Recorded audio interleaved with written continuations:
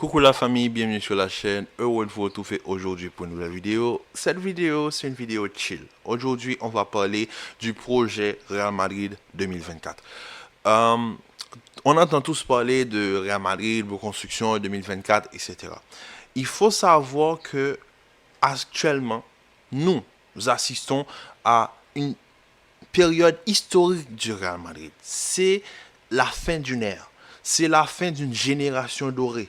Une génération qui s'est construite au début des années 2010 et qui a atteint son apogée vers la fin vers la fin des années 2010, au début des années 2020.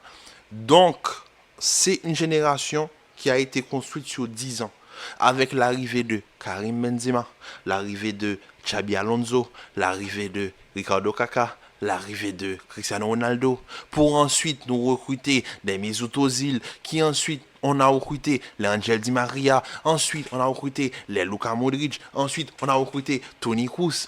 Ça s'est fait graduellement.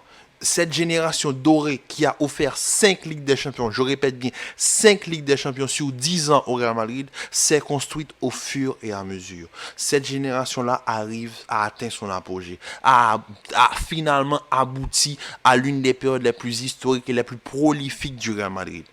Donc, le Real est en train de se reconstruire pour les prochaines années.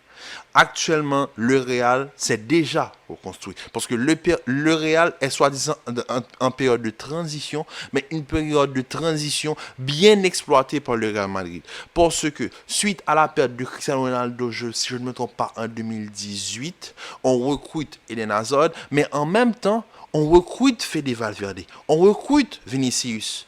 Et regardez l'importance que ces joueurs ont dans l'équipe. Aujourd'hui, Vinicius est devenu le patron de la ligne offensive. Valverde est devenu indispensable au cœur du jeu du Real Madrid. Donc, le Real se reconstruit au fur et à mesure. Parce que non seulement, regardons, rappelez-vous, les Varane, Pepe, Ramos, Nacho, on en a connu des grands défenseurs au Real Madrid.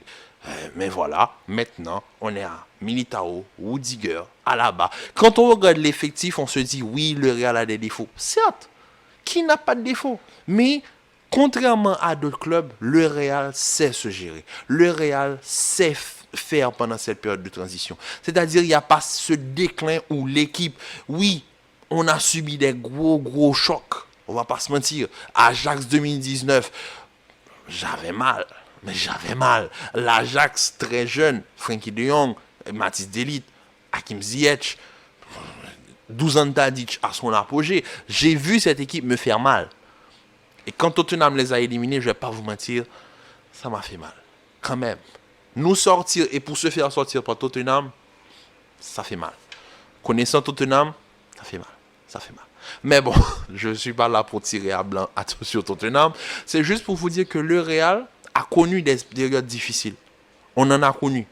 Aucun club ne peut se reconstruire sans passer par une période, on va dire, assez noire.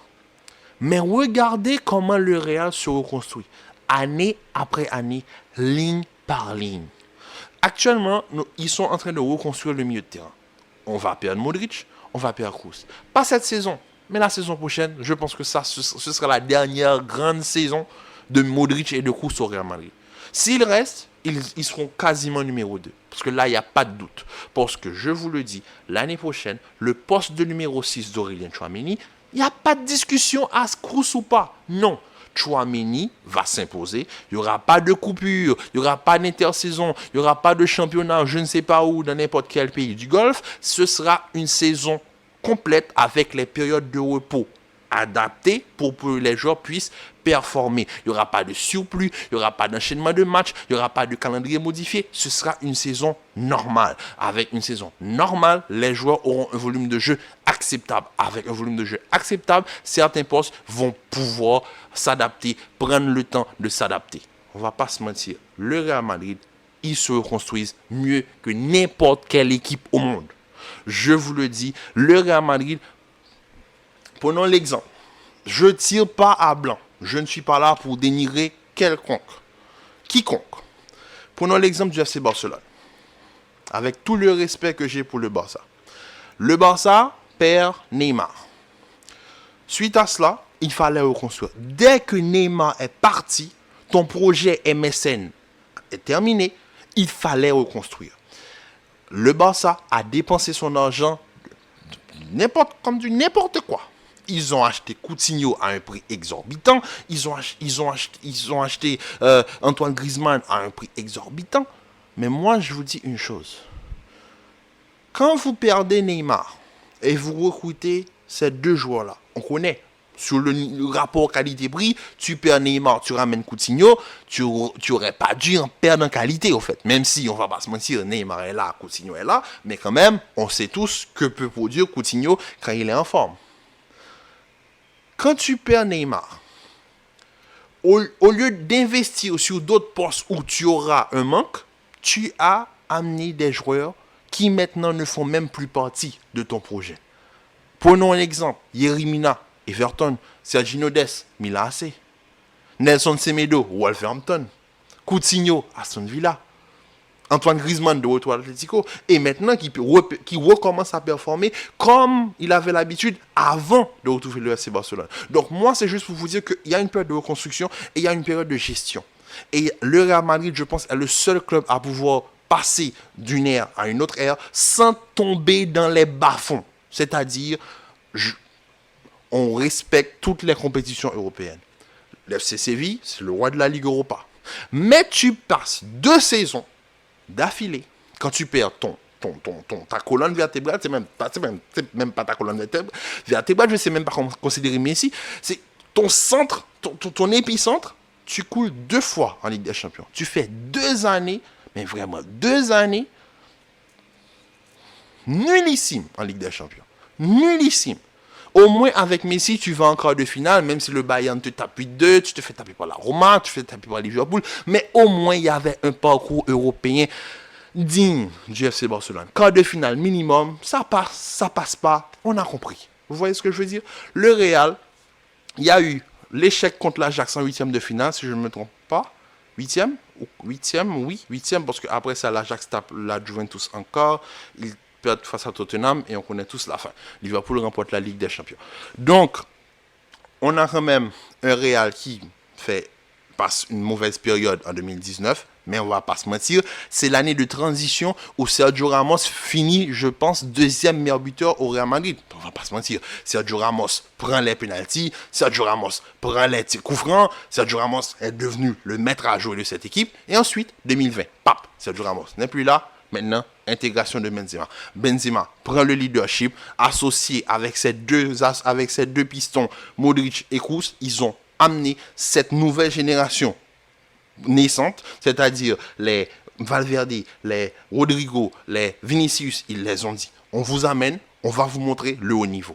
Ce qui a amené à une Ligue des Champions en 2022. Et encore, cette équipe, malgré qu'ils sont en reconstruction, ligne par ligne, on recrute des défenseurs, on recrute des milieux de terrain. Mais voilà, petit à petit, pas à pas, ligne par ligne, ça commence à se reconstruire. Mais ils font quand même minimum quart de finale à Paul, je dis bien à Paul, l'erreur face à l'Ajax de 2019. Mais moi, je ne considère même pas ça comme une erreur. En ayant vu l'Ajax 2019 performer face aux autres écuries, dont la Juventus et Tottenham, on peut se dire que cette équipe-là avait tout pour battre n'importe quelle équipe. N'importe quelle équipe. Je dis bien n'importe quelle équipe. Donc, on a une équipe qui s'est reconstruite ligne par ligne. Ligne par ligne. Et c'est pour cela que moi, je veux juste venir sur le fait que Benzema, c'est pour ça que je veux dire que Benzema ne pouvait pas partir cette année. Parce que le Real n'a pas encore atteint la ligne offensive. Et on sait tous que le Real, ils ont 2 cibles. Harry Kane, oui, mais c'est pour cela, gars, je l'ai dit. Si tu prends Harry Kane, tu investis sur 5 ans. Mais je vous l'ai dit, le Real recrute toujours pour 10 ans. Le Real a des projets de 10 ans, des décennies. Ils établissent des projets sur des décennies. Si tu prends Harry Kane, tu dois changer ton projet. Et on sait tous que le Real ne va pas changer son projet. On sait tous qu'il y a un joueur nommé Kylian Mbappé, que le Real surveille, qui a fait faux bon l'année dernière, qui sera libre l'année prochaine. Est-ce que tu prends le risque d'investir sur Harry Kane tout en sachant que tu peux avoir Kylian l'année prochaine? Si Kylian vient et que tu as Harry Kane, Qui va être titulaire? Est-ce que Harry Kane va accepter d'une poste de doublure? Je pense pas. Donc, il y a tout ça. Il va avoir des guerres d'ego, etc. Donc, pour éviter tout cela, le Real va essayer de recruter le moins que possible en attaque. À part sur le côté droit, pour remplacer Asensio. Et même là, Asensio, il faut juste une bonne doublure à Rodrigo. Ce Rodrigo, c'est son poste. C'est son poste. Parce que le Real Madrid, pour les prochaines décennies, tu as Thibaut Courtois, une défense.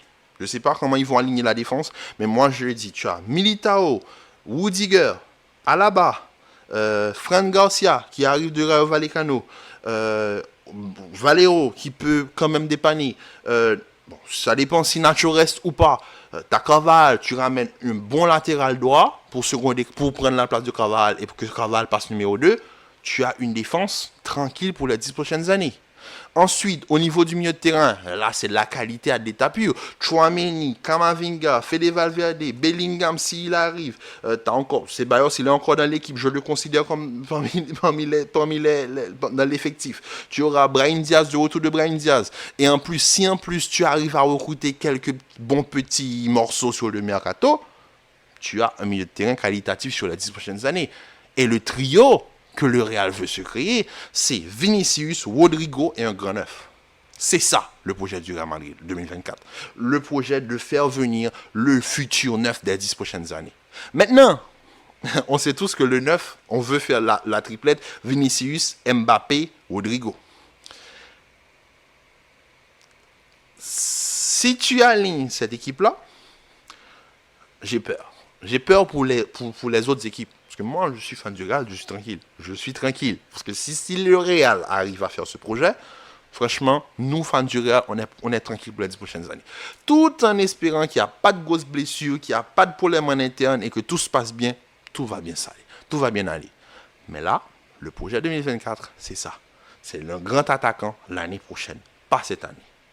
Donc, j'espère que cette petite mise à jour et cette explication sur comment le Real s'est reconstruit sur les 10 dernières années et comment le Real établit ses projets, je pense que j'ai fait la corrélation entre la génération précédente, la génération des Cristiano Ronaldo, les Luka Modric, qui nous ont pondu Ballon d'Or sous Ballon d'Or, 5 Ligues des Champions, 2 ou 3 Ligas, franchement, une génération dorée.